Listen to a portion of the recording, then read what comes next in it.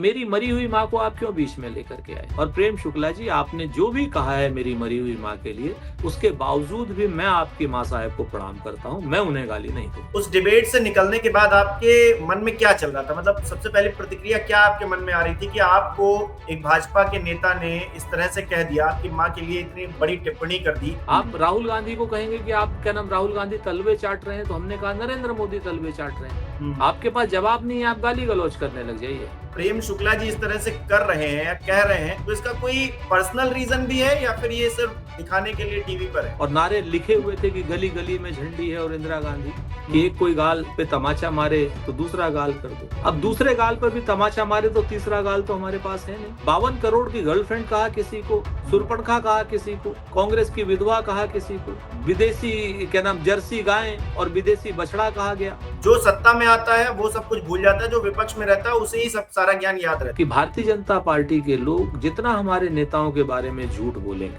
हम निडर लोग हैं, हम उनके नेताओं के बारे में उतना ही सच बोलेंगे। दोबारा उनके साथ डिबेट करेंगे सर आप? नमस्कार दोस्तों, कैसे हैं आप लोग? उम्मीद है आप सब अच्छे होंगे। जो स्तर गिर गया है मीडिया चैनलों में डिबेट्स का, उस पर आज चर्चा करेंगे। मेरे साथ सुरेंद्र राजपूत जी मौजूद हैं, कांग्रेस के नेता हैं, प्रवक्ता हैं। बहुत बहुत स्वागत है सर आपका। बहुत धन्यवाद। सुरेंद्र जी, बीते रोज ऐसा क्या हो गया डिबेट में जिसकी चर्चा पूरे देश में हो रही है और इस बात को लेकर बात होने लगी है कि ये डिबेट्स होनी भी चाहिए कि नहीं होनी चाहिए? मैंने खुद सोशल मीडिया पर यह लिखा है कि आज तक इन डिबेट से इस देश को क्या हासिल हुआ है? इस तरह की भाषा शैली, इस तरह की चीजें अगर हो रही हैं तो फिर कैसे इसको एक्सेप्ट किया जाए? ये बेहद दुखद है। इस चीज को लेकर के मैं आपकी इस भावना से, जनता की भावना से अपनी पूर्ण सहमति व्यक्त करता हूं। अगर आप विचार नहीं दे सकते हैं, आप जवाब नहीं दे सकते हैं, आपके पास विचार प्रवाह नहीं है, आप वैचारिक रूप से दरिद्र हैं, तो मेरे ख्याल से डिबेट नहीं करनी चाहिए। सवालों का जवाब गाली नहीं होती है। सवाल पूछने वाला पाकिस्तानी नहीं होता है, सवाल पूछने वाला गद्दार नहीं होता है। प्रतिपक्ष से का काम है सत्ता को आगाह करना और जनता से सवाल पूछना। अगर जनता आज की डेट में भारत और पाकिस्तान का जो युद्ध हुआ, लिमिटेड कॉन्फ्लिक्ट हुआ, इसके बारे में अगर सीज फायर के बारे में सवाल पूछ रही है जनता, तो उसका जवाब देने की जगह जनता को या कांग्रेस को या जो प्रवक्ता सवाल पूछे उसको आप गाली गलौज करेंगे, मारपीट करने की कोशिश करेंगे, या फिर वैचारिक रूप से दरिद्रता फैलाएंगे या भाषाई आतंक फैलाएंगे, तो निश्चित तौर पर लोगों को दुख होगा। तो मेरा तो बड़ा स्पष्ट है कि हो सकता है कुछ शब्द जो है उनके जवाब में मुझसे भी निकले, ये मैं इस चीज को इनकार नहीं करता, लेकिन उनके जवाब में निकले। अगर हम भारतीय जनता पार्टी से सवाल पूछ रहे हैं कि डोनाल्ड ट्रंप और बराक ओबामा, उसके संदर्भ में ये बात आ रही है कि जब हम बात पूछते हैं कि भाई हमारी सेना खड़ी हुई है युद्ध के मैदान में, पीओके के बॉर्डर पर, हम उनके आतंकी बेस को नष्ट कर चुके हैं, हम उनके 15 जो एयर बेसेस हैं उनको हम नष्ट कर चुके हैं या नुकसान पहुंचा चुके हैं, तो अगर हम पीओके लेने के लिए बिल्कुल तैयार खड़े हैं, कोई प्रतिरोध नहीं होगा, हम पीओके ले लेंगे, तो हमने पीओके क्यों नहीं लिया? या बलूचिस्तान को क्यों आजाद नहीं कराया? जैसे अमित शाह जी ने संसद में कहा था कि अगर नेहरू जी ने 48 में 3 दिन और युद्ध होने दिया होता तो हम क्या नाम इस वक्त पीओके हमारे पास होता। वही सवाल अगर हम पूछते हैं तो वो 2008 पे आकर के शर्मल शेख के बारे में बात करके और उसके बाद 26/11 की बात करके और बात करके कहते हैं कि मनमोहन सिंह जी ने युद्ध इसलिए नहीं होने दिया कि जो है हिंदुस्तान के मुसलमानों का वोट जो है इनके पास आ जाए। इस बात का कोई संदर्भ था? तो हमने कहा कि, और ये बराक ओबामा ने अपनी किताब में लिखा, लिखा नहीं लिखा मैंने पढ़ा नहीं, लेकिन ये उन्होंने कहा। तो जब हमने इसका जवाब ये दिया कि भाई ये भारतीय जनता पार्टी ने तो एक और मजे की बात कह दी, आदरणीय, मैं आप समझिए मैं प्रेम शुक्ला को क्या कह रहा हूँ, आदरणीय प्रेम शुक्ला जी ने आज एक और मजे की बात कह दी। अब तक तो डोनाल्ड ट्रंप की बात मान रहे थे, भाजपा के, प्रेम शुक्ला के या किसी व्यक्ति विशेष के नहीं, मैंने कहा भाजपा के अगर वैचारिक बाप अब तक डोनाल्ड ट्रंप थे और अब बराक ओबामा भी हो गए। और इनके पूरे क्या नाम, ये हमेशा ही विदेशियों को ही अपना बाप मानते हैं। तो मैंने भाजपा के लिए कहा, किसी व्यक्ति विशेष के लिए तो नहीं कहा। उस पे मेरी वल्दियत पर सवाल उठाना, उस पर तमाम तरीके की गाली गलौज करना, उस पर यह कहना कि मेरी माँ चरित्रहीन है, किसकी औलाद है पता नहीं, इसको अपनी माँ पर भरोसा नहीं। इस तरीके की भाषा से अगर कोई शुरुआत करेगा तो हम सवाल क्या करेंगे, आप मुझे बताइए। आप जो सवाल कर रहे हैं इसी के जवाब में मैं आपको अभी गाली गलौज करने लगूं तो आप क्या सवाल करेंगे? नहीं सुरेंद्र जी, सवाल तो यही है ना कि राजनीतिक तौर पर जो चर्चा होनी चाहिए, जो डिबेट होना चाहिए, उससे कुछ निकल कर उसका कुछ कंक्लूजन निकलना चाहिए, मुझे ऐसा लगता है। लेकिन वो कंक्लूजन ना निकल कर वो लड़ाई झगड़ा जो सोशल मीडिया पर लोग फिर उस पर मजे ले रहे हैं, ट्वीट्स कर रहे हैं, रीट्वीट्स हो रहे हैं, मतलब उस चीज का कोई मतलब नहीं है ना, उससे देश को क्या मिल रहा है? बिल्कुल, मैं सहमत हूं आपसे। यही तो मैं आपसे कह रहा हूं कि अगर जब हम सवाल करते हैं आज पर तो उसका जवाब मिलना चाहिए ना। जब जवाब मिलेगा तभी तो लोगों को सही चीज सामने आएगी, तभी तो पता चलेगा कि डोनाल्ड ट्रंप ने मध्यस्थता कराई या नहीं कराई, और अगर नहीं कराई तो 10 बार क्यों कह रहा है। अगर 10 बार में एक बार भी नरेंद्र मोदी जी जवाब देते तो सवाल हमारा खत्म हो जाएगा ना। जनता पूरी ये जानना चाहती है कि भाई डोनाल्ड ट्रंप ने सीज फायर कराया और लगातार अब तो अपने फेडरल कोर्ट में भी उसने हलफनामा दिया, एफिडेविट दिया। तो ये सवाल क्या हमारा गैर वाजिब है? और ये सवाल पूछने वाले क्या देशद्रोही हैं, या ये सवाल पूछने वाले क्या नाम देशद्रोही हैं, पाकिस्तानी हैं? ये बात जो है, सुरेंद्र जी, आप ये कह रहे हैं कि भारतीय जनता पार्टी के पास जवाब नहीं बचा है तो इसलिए ये गाली गलौज या फिर इस भाषीय स्तर पर उतर आए? बिल्कुल, वैचारिक दरिद्रता आ गई है उनके पास। ना तो वो गलती मानते हैं और वो क्या नाम अपने आकाओं को, अपने नेताओं को भगवान का रूप देना चाहते हैं। हमारा स्पष्ट मानना है कि सवाल के दायरे से कोई बाहर नहीं है। हम जब सत्ता पक्ष में थे तो हमसे इससे भी खराब खराब सवाल पूछे गए। 1962 में जब हम चीन का युद्ध हारे थे तो उस समय अटल बिहारी वाजपेयी जी ने संसद का विशेष सत्र बुलाने की मांग की और जवाहरलाल नेहरू जी ने संसद का विशेष सत्र बुलाया। युद्ध हारता हुआ नेता, युद्ध हारती हुई जनता, सरकार ने जनता के सवालों के जवाब संसद में दिए, कठोर सवालों को। प्रतिपक्ष हमने तो नहीं उस वक्त उस का नाम जनसंघ को देशद्रोही कहा, गद्दार कहा, हमने तो नहीं कहा। हमने तो सवालों के मतलब संसद में सवालों के जवाब दिए, क्योंकि हमारे पास, हम हारे लेकिन हमने वैचारिक दरिद्रता तो नहीं दिखाई ना। अच्छा, कुछ लोग ये कह रहे हैं कि ये पब्लिसिटी स्टंट है एक तरह से। भारतीय जनता पार्टी के नेता हो या कांग्रेस के, वो जाते हैं ऐसी डिबेट्स में जहां पर इस तरह की भाषाई जो है वैचारिक रूप से जो आप बता रहे हैं करप्ट हो गए हैं, उस तरह की बातें होती हैं और वहां पर पब्लिसिटी बटोरने के लिए नेता इस तरह की बातें करते हैं जानबूझकर। अब बताइए उनको क्या जवाब दिया जाए? उनको देखिए एक बात बताएं, हम एक चीज जानते हैं, जनता जो है, जनता के सवालों के जवाब देने चाहिए और हम तो अपनी बात रख सकते हैं। हम तो आज तक किसी भी ऐसी डिबेट में ना जाते हैं, ना जाना चाहते हैं। हम तो हर डिबेट को में ये सोच करके जाते हैं कि जनता के हम सवाल उठाएंगे और जनता का सवाल का जवाब हमें मिलेगा, और जनता को सवाल का जवाब मिलेगा। बड़े बड़े चैनलों को जनता देखती है तो वहां पर सवाल का जवाब मिलेगा। हम ये सोच के थोड़ी जाते हैं कि वहां हमारी माँ को गाली दी जाएगी। हम ये सोच के थोड़ी जाते हैं कि वहां हमारी वल्दियत के ऊपर प्रश्न चिन्ह उठाया जाएगा। हम ये सोच करके तो जाते नहीं।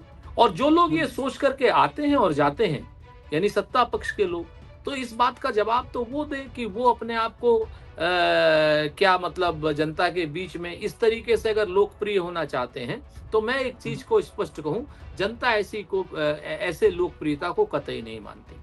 अच्छा सुरेंद्र जी, प्रेम शुक्ला जी को किस तरह से देखते हैं आप? प्रेम शुक्ला जी के साथ आप अक्सर डिबेट करते हैं, मैं भी कई डिबेट्स मैंने देखी हैं आप लोग साथ में, और गर्मा गर्म बहस भी होती है। कई बार शब्दों की मर्यादा वहां पर भी दोनों ही लोग लांग जाते हैं। मैं आपके सामने इसलिए इस बात को कह रहा हूं क्योंकि आप भी वहां पर मौजूद रहते हैं।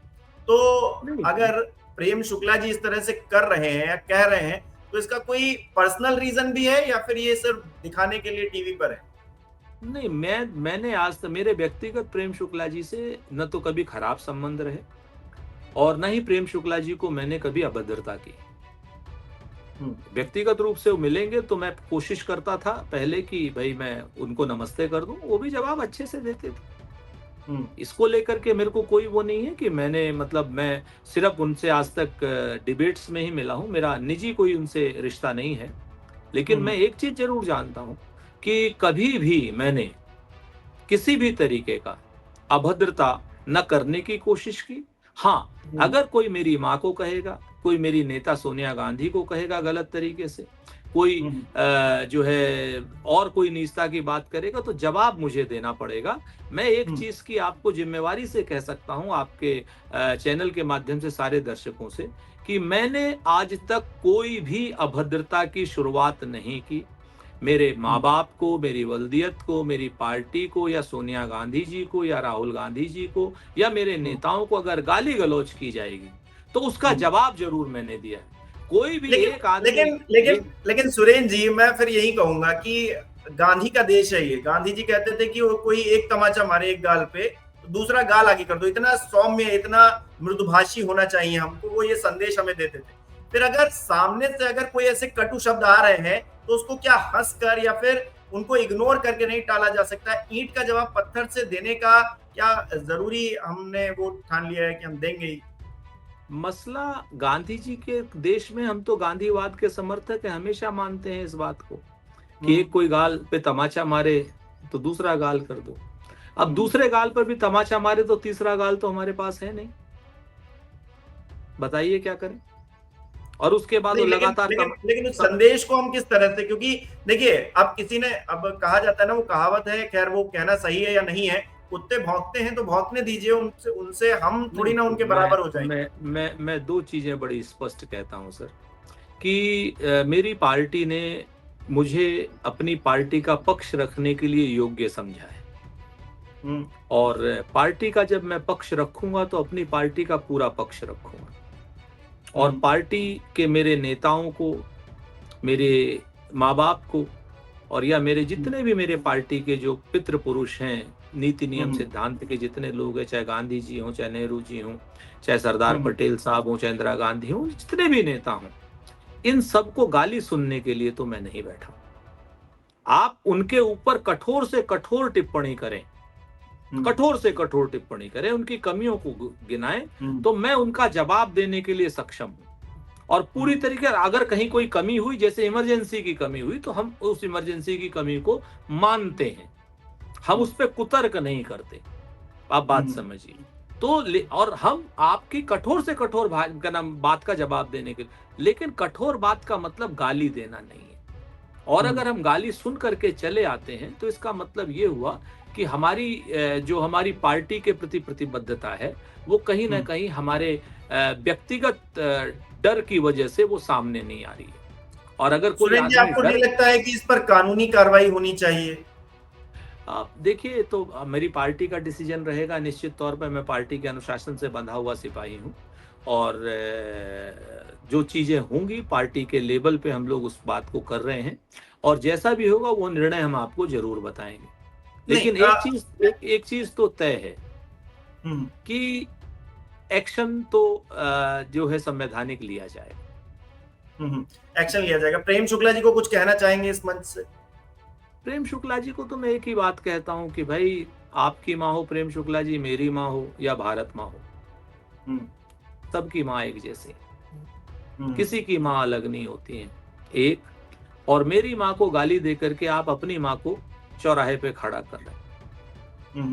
दोनों तरफ से आप जो भाषा आपने मेरी मरी हुई माँ के लिए, 5 साल पहले मेरी माँ एक्सपायर कर गई थी, आपको कहना है मुझे? वो किसी की भी माँ हो, आप बिल्कुल सही कह रहे हैं। वो मतलब आपकी माँ हो या हमारी माँ हो, सम्मान के की पात्र हैं वो, और उनके बारे में कोई भी कुछ भी टिप्पणी करे, मतलब मेरे लिए भी वो बहुत दुखद है। वो किसी की माँ के लिए हो, वो चाहे कैसा भी व्यक्ति हो, लेकिन इस तरह की बातें नहीं होनी चाहिए। मैं सिर्फ इतना कहता हूँ कि किसी की भी माँ के लिए आप अगर कोई भी बात करते हैं तो आप अपनी माँ को चौराहे पर खड़ा करते हैं।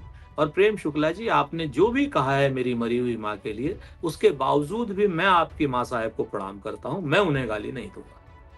और कल भी अच्छा मैंने उन्हें गाली नहीं दी। अच्छा, आपको नहीं लगता है कि उत्तेजना में या फिर उत्सुकता में इस तरह की बातें निकल जाया करती हैं डिबेट्स में, क्योंकि डिबेट का माहौल बहुत गर्म होता नहीं, प्रेम है? जहां पे निकलती है वहां पे समझ में आ जाता है। अगर हमसे भी उत्तेजना में कभी कोई बात निकली है तो हमने वो शब्द वापस लिए हैं, खेद व्यक्त किया।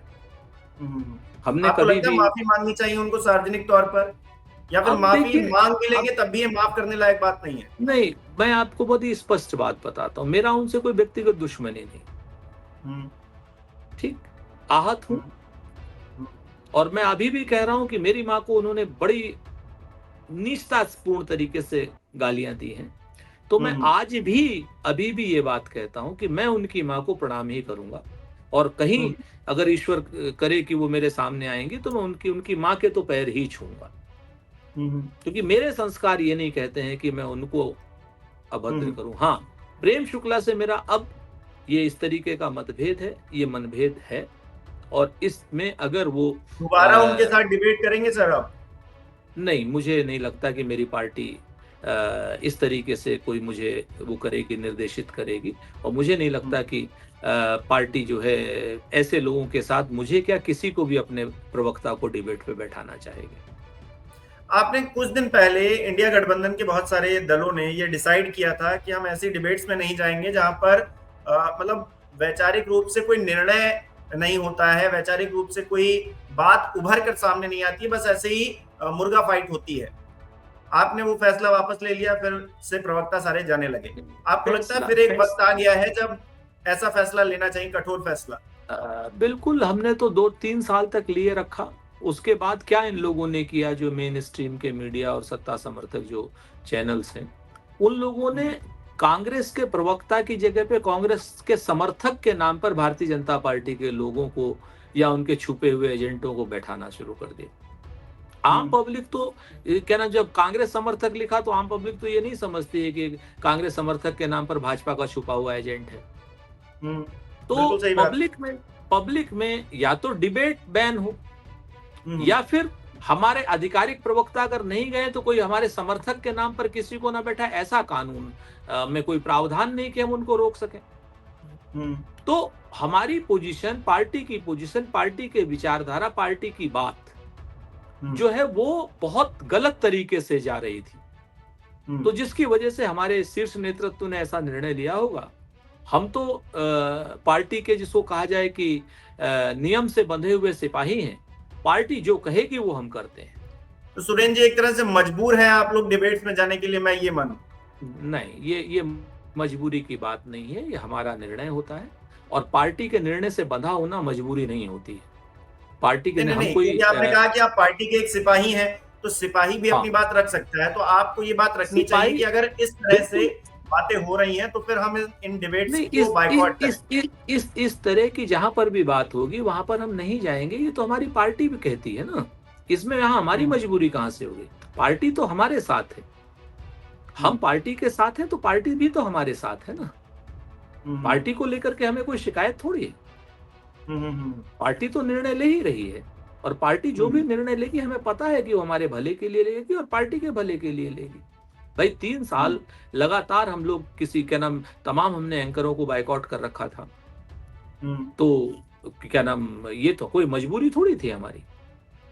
हमारा निर्णय, हमारा नीति, हमारे नियम, हमारे सिद्धांत। गाली गलौज होगी जहां पर तो हम वहां तो नहीं जाएंगे ना।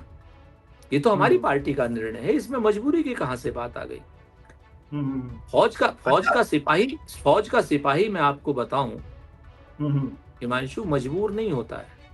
फौज का सिपाही हमेशा खुश होता है और अपने सेना के साथ के लिए, अपने बटालियन के लिए, अपने कमांड के लिए जान देने के लिए तैयार रहता है। अच्छा सुरेंद्र जी, जब ये डिबेट खत्म हुई जिसमें इतना हंगामा हुआ, उस डिबेट से निकलने के बाद आपके मन में क्या चल रहा था? मतलब सबसे पहले प्रतिक्रिया क्या आपके मन में आ रही थी कि आपको एक भाजपा के नेता ने इस तरह से कह दिया, आपकी माँ के लिए इतनी बड़ी टिप्पणी कर दी, तो क्या मन के अंदर क्या आ रहा? दुख था, बहुत क्षोभ था, अफसोस था, तीनों चीजें थी।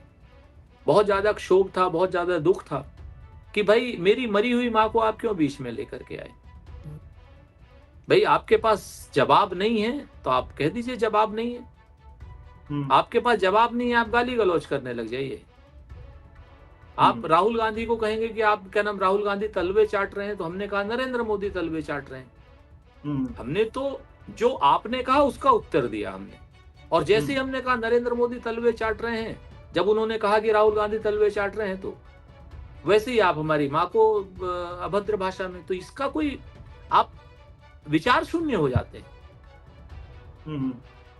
आपको सर नहीं लगता है कि डिबेट में उस वक्त जो आदमी बोल रहा होता है, जो इमोशन में होता है, वो आदमी सोच नहीं रहा होता है कि हम क्या बोल रहे हैं? नहीं, जो आदमी सोच नहीं रहा उसे डिबेट में नहीं आना चाहिए, क्योंकि वो अपनी पार्टी का पक्ष रखने के लिए आता है।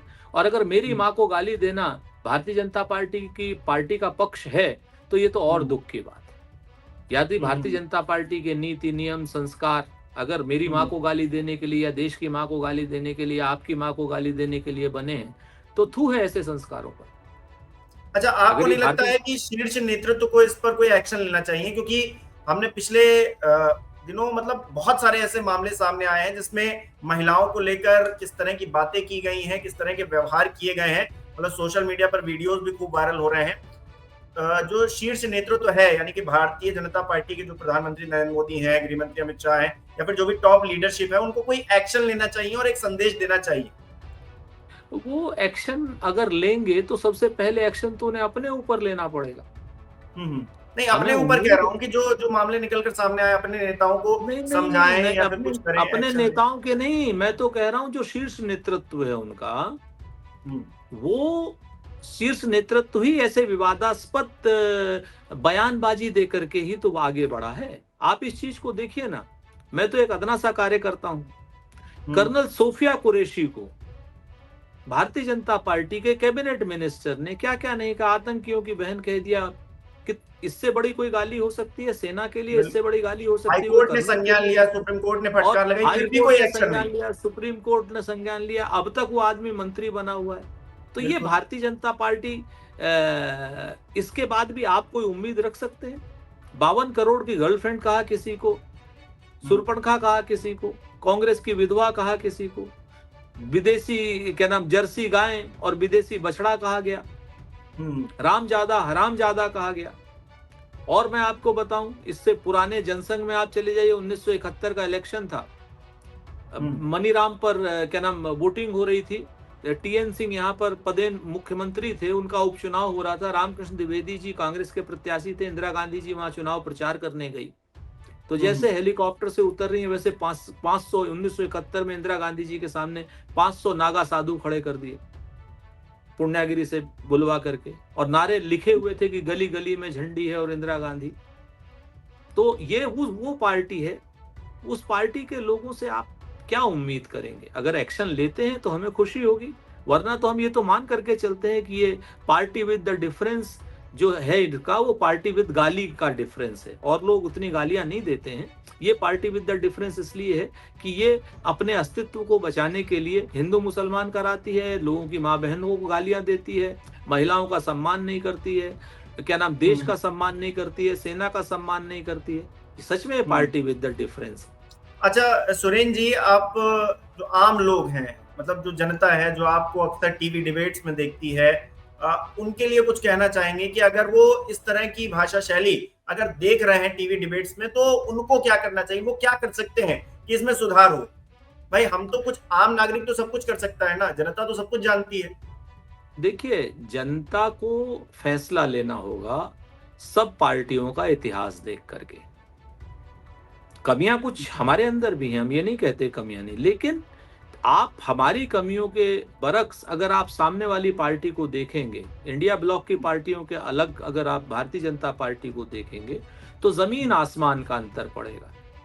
उनकी कमियां आसमान जितनी हैं, उनकी गाली गलौज, उनकी असभ्यता, सेना के प्रति निरादर, संविधान के प्रति निरादर, तिरंगे के प्रति निरादर, उनका हर तरीके से हिंदू मुसलमान करना, मंदिर मस्जिद, हर मस्जिद के नीचे मंदिर खोजना, देश को कहीं ना कहीं अस्थिर किए रहना, देश के हिंदू मुसलमान के नाम पर देश में कहीं ना कहीं एक असंतोष, असुरक्षा की भावना देना, और जब कुछ नहीं मिलता तो प्रतिपक्षियों को गाली गलौज करना, और शीर्ष नेताओं के द्वारा। आप इस चीज को देखिए। तो अगर ये आप देखते हैं तो आप फैसला लें, आपके हाथ में वोट का एक अधिकार है, आप ऐसे लोगों को कतई न चुने जो लोग और जिनकी पार्टी और जिनका नीति नियम और सिद्धांत जो है वो देश को, समाज को एक विग्रह लाने की स्थिति में हो, सांप्रदायिक विभाजन की स्थिति में हो। ऐसे लोगों को चुने जो आपको रोजगार दे सके, जो आपके माता बहनों का सम्मान कर सके, जो बेटियों को पढ़ाने की बात कर सके। तो इस तरीके के लोगों को चुनना चाहिए। और अच्छा सुरेन जी, कुछ लोग ये कहते हैं कि ये सब एक ही थाली के चट्टे बट्टे हैं, जो सत्ता में आता है वो सब कुछ भूल जाता है, जो विपक्ष में रहता है उसे ही सब सारा ज्ञान याद रहता है। हम 45 से 50 साल सत्ता में रहे हैं। आप हमारी पार्टी के इक्का दुक्का कोई आप छोड़ सकते, वो कर सकते हैं। आपको बाई एंड लार्ज लगातार 10-10 साल पार्टी सत्ता में रही, 20-20 साल पार्टी सत्ता में रही। आप मुझे बताइए 48 से 70 तक हम 75 तक सत्ता में थे। आप हमको एक स्टांस बता दीजिए कि हमने विपक्षियों को गालियां दी। एक स्टांस विपक्षियों के पिछले कुछ सालों में जो जितनी गिरावट आई है भाषाई स्तर पर, उतनी तो पहले कभी नहीं रही। ये बात तो सच है। मैं आपको जिम्मेवारी से कहता हूं कि 2004 से 2014 के बीच में डॉक्टर मनमोहन सिंह जी की सरकार कांग्रेस की सरकार थी। आप 2004 से 2014 के बीच में ही आप बता दीजिए कि कांग्रेस ने किस किस को गाली दी। तब तो हम सत्ता में थे ना।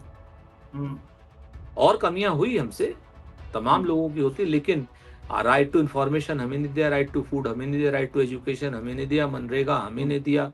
हमने डिजिटल बैंकिंग के लिए काम शुरू किया, हमने क्या नाम इंक्लूसिव ग्रोथ के लिए, हमने डीबीटी के लिए सारे काम शुरू किए। इसी 2004 से 2014 पर परमाणु हमने संपन्न राष्ट्र के साथ में जो हमारे एम्बार्गो लगे हुए थे वो प्रतिबंध हमने हटवाए।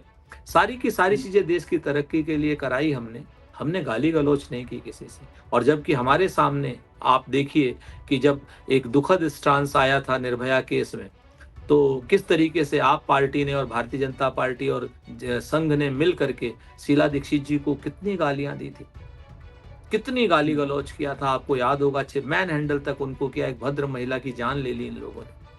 तो हमने तो उसका जवाब नहीं दिया ना कभी।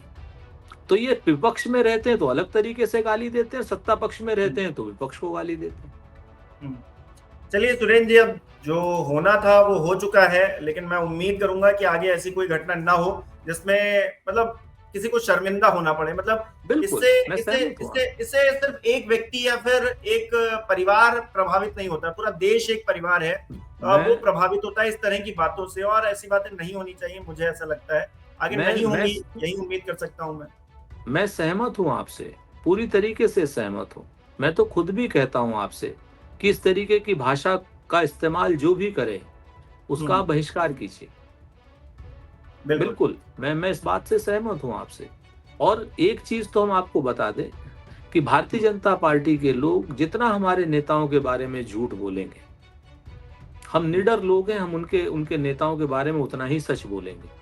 और कांग्रेस के पास शर्मिंदगी का कुछ नहीं है, लेकिन भारतीय जनता पार्टी के नेताओं के पास शर्मिंदा होने के अलावा और कुछ है नहीं। हमारा इतिहास गर्व का इतिहास है, उनका इतिहास शर्मिंदगी का इतिहास है। और हम तो इतिहास दोनों पार्टी का जो भी है वो सबके सामने, जनता के सामने। लेकिन देश विकसित हो, विकास के रास्ते पर आगे बढ़े और उसमें इस तरह की भाषा ना हो, ये उम्मीद करता हूं। बहुत बहुत धन्यवाद सुरेन जी, आपने अपना समय दिया। बहुत बहुत धन्यवाद। बहुत धन्यवाद।